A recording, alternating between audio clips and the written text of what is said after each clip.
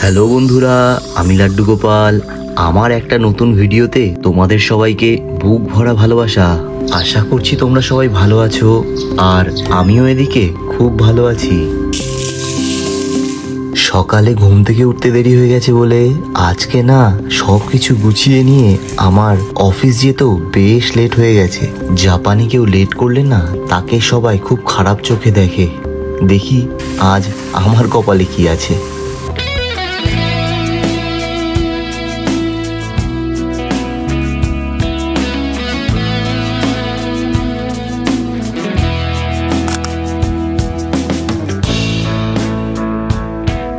Hello বন্ধুরা, good morning. খাবার দাবার মানে অফিসের টিফিন সব কিছু গুছিয়ে নিয়েছি, আর এখন অফিসের জিনিসপত্র এক্সারসাইজগুলো গুছাচ্ছি। তো অফিস যাব, আর নতুন একটা দিনে নতুন ব্লগে তোমাদেরকে নতুন করে আবার স্বাগত। আর একটা সব থেকে গুরুত্বপূর্ণ কথা হচ্ছে, আমি না আজকে লেট হয়ে গেছি, অনেক দেরি করে উঠেছি, তাই তাড়াতাড়ি করে ডাল বানিয়ে শুধুমাত্র ডাল নিয়েছি। এবার ডাল আর এই ভাত দিয়ে আমাকে চালাতে হবে আজকে অফিসের টিফিন। তারপরে রাত্রেবেলা এসে কিছু একটা বানাবো ওখানে।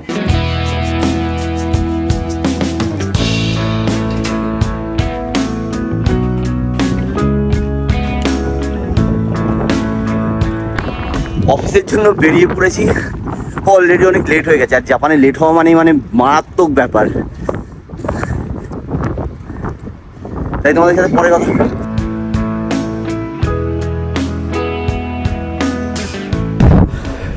আজকে সত্যি অনেক লেট হয়ে গেছে, আর 1 মিনিটের মধ্যে ট্রেন আসবে।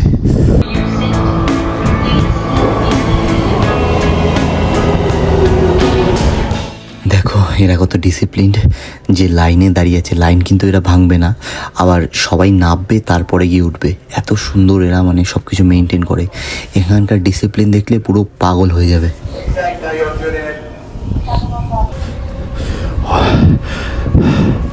অনেক লেট হয়ে গেছে, দৌড়ে দৌড়ে এসে ট্রেনটা ধরলাম। গরম লেগে গেছে তাই সব খুলে ফেলেছি।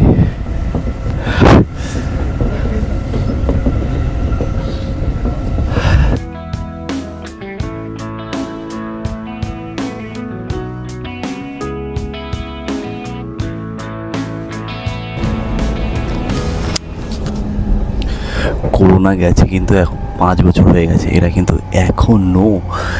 এখনো মাস্ক পরা বন্ধ করেনি কেউ।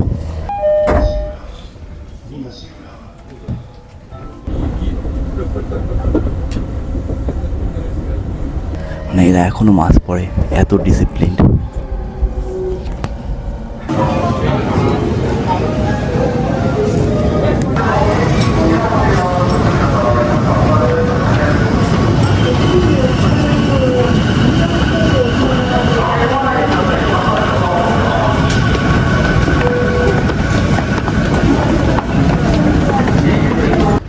কাজ হয়েছে আজকে। জাপানের নিউজেও লিওনেল মেসির ইন্ডিয়া ভ্রমণকে নিয়ে তোমার হচ্ছে গিয়ে খবর বেরিয়েছে, আর সেখানে শুভশ্রীর কাণ্ড ছোট্ট করে 2 লাইনে লেখা আছে। তো মানে মুখটা পুরো পুড়ে গেল জাপানে। বাংলার পলিটিক্স যে কি খারাপ সেটা মানে বলার বাইরে। পলিটিক্স যে কিভাবে আমাদের মাথা হেড করে দিচ্ছে চারিদিকে। বাংলা তো মানে আমরা যে মাথা তুলে বলতাম যে বাংলা ফ্রম কলকাতা, আমি বাঙালি, সেই মাথা তোলাটা মাথা থেকে মনে হয় কেটে দিয়েছে। গলা থেকে পুরো কেউ তরোয়াল দিয়ে কেটে দিয়েছে, এমন অবস্থা। পলিটিক্স খুব খারাপ জিনিস। দেখো কিছু বছর আগে মেসি জাপানেও এসেছিলো, কত সুন্দর সুষ্ঠু ব্যবস্থাপনা ছিল। তাছাড়াও আমাদের কলকাতা বাদ দিয়েও তো বাকি যে স্টেটগুলোতে গেল, কত সুন্দর ব্যবস্থা ছিল। কিন্তু আমাদের কলকাতায় কী যে হলো। এমনিতেই জাপানিজরা আমাদের খুব রেসপেক্ট করে, কিন্তু ইন্টারনেটের কারণে, টিকটকের কারণে এখন জাপানিজদের মাঝে আমাদের একটু সম্মানটা অনেকটাই মানে হয় না, যেমন কি বলবো, হয়ে গেছে, একটু কম হয়ে গেছে। তারপরে এই নিউজ ভাবো, এটাই স্বাভাবিক ছিল, কেননা জাপানও একটা খুব শক্তপোক্ত টিম ফুটবলের মানে গোটা সাম্রাজ্যে। আর লিওনেল মেসির, আমাদের মেসির জাপানেও খুব বড় ফ্যান ফলোয়িং রয়েছে, আর সুন্দরভাবে ঘুরে গেছে। তো যাই হোক গিয়ে, কিন্তু কলকাতার কথাটা লেখার কোনো কি দরকার ছিল? হ্যাঁ, ব্যাটা জাপান ভালো করে মাঝখান থেকে পুক করে একটা খারাপ করে দেয়। আমার যে কি খারাপ লাগছে, এখন কাউকে বলতে গেলেও লজ্জা লাগবে। সত্যি আমাদের কলকাতাটা কোথায় চলে যাচ্ছে দিনে দিনে, বলার বাইরে। আমাদের মানে বাংলাটাই কোথায় চলে যাচ্ছে, সব পলিটিক্স খেয়ে নিল।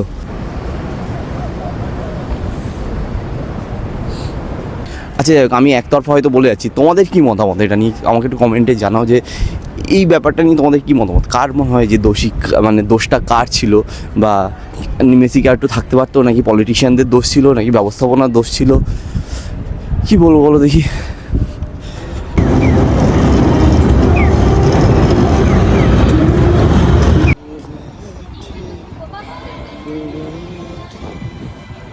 তো আমাদের এখন ব্রেক টাইম চলছে, ব্রেক সবে, তাই আমরা সবাই এসেছি, মানে এখানে আমার বাকি গালিগরাও এসছে, আমিও এসেছি। তোমার হচ্ছে এখানে নিচে আমাদের একটা বিল্ডিংয়ের নিচে কনভিনিয়েন্স স্টোর রয়েছে, বুঝলে, মুদি দোকান যাকে বলে জাপানের, কনভিনিয়েন্স স্টোর রয়েছে। এই এরকম কনভিনিয়েন্স স্টোরগুলোতে না প্রত্যেকটা, মানে আমাদের এই জাপানের প্রত্যেকটা 3-4টে পাড়া মিলিয়ে একটা করে কনভিনিয়েন্স স্টোর থাকে এরকম।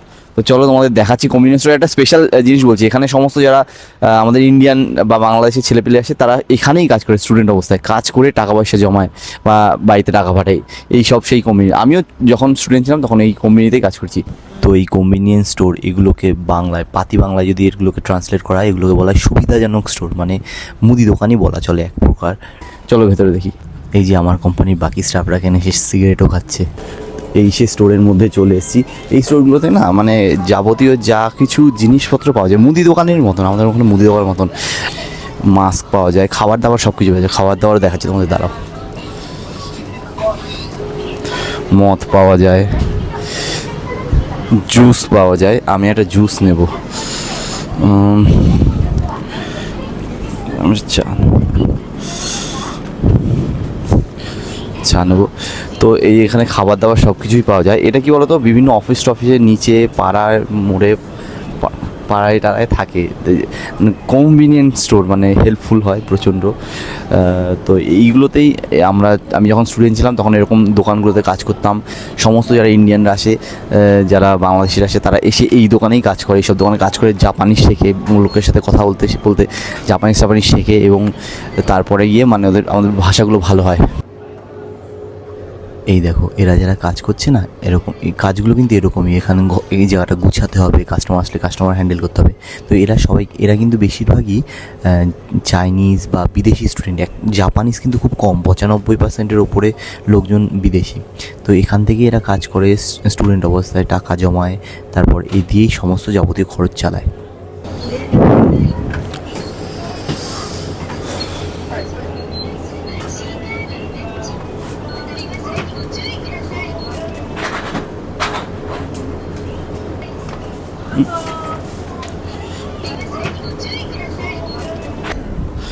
সাথে একটা ডোরা কেকও কিনলাম।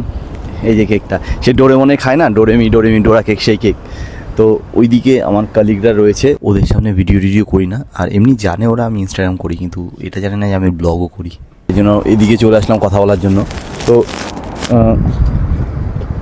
জানো তো কী হয়েছে, আজকে অফিসে কাজ করছিলাম, তো ওখানে আমাকে একজন জিজ্ঞাসা করছে জাপানিজ, যে মেসি ইন্ডিয়াতে গেছে তাই না? তখন আমি বললাম হ্যাঁ। তখন আমাকে বললো যে ভান্তারার কথা বললো। আমার তো মনে আমি ভাবছি যে বাই চান্স শুভশ্রীর কথা না বলে, জানে তো অবশ্যই, নিউজ পেপারে দিয়েছে যখন শুভশ্রীর কথা, কলকাতার কথা জানে তো অবশ্যই, কিন্তু জিজ্ঞাসা করেনি। এদের মধ্যে না ওই মানে মানবিক বোধটা রয়েছে, ওরকমভাবে জিজ্ঞাসা করবে না। তো যাই হোক গিয়ে, চলো দোড়াকে একটা খেয়ে দেখি কেমন লাগে। রাখার জায়গা নেই এদিকে, এখানটা রাখি।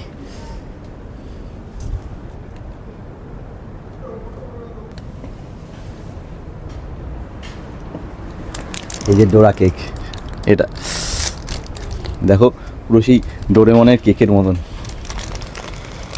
আরে বেরো ছাতা, ডোরেমনের কেকের মতন, দেখেছো কেমন খেতে? আমি যদিও প্রথমবার খাচ্ছি।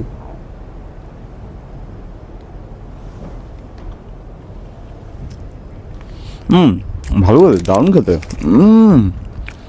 সেই টেস্ট, সাথে একটু চা।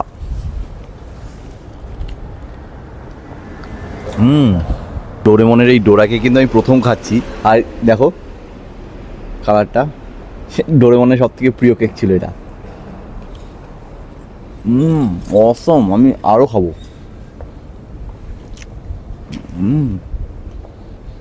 তো এটা খেতে খেতেই তোমাদের কমেন্টের উত্তর দেওয়ার পালা। আর আমি কমেন্ট লিখে নিয়ে এসেছি কাগজে।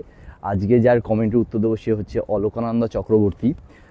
লিখেছে, ভাই তুমি আমার থেকে অনেক ছোট, তাই ভাই বললাম। আমি আজকে স্ক্রোল করতে করতে তোমার ভিডিও দেখলাম, তোমার ব্লগ দেখে জাপান সম্পর্কে অনেক কিছু জানতে পেরে সাবস্ক্রাইব করলাম।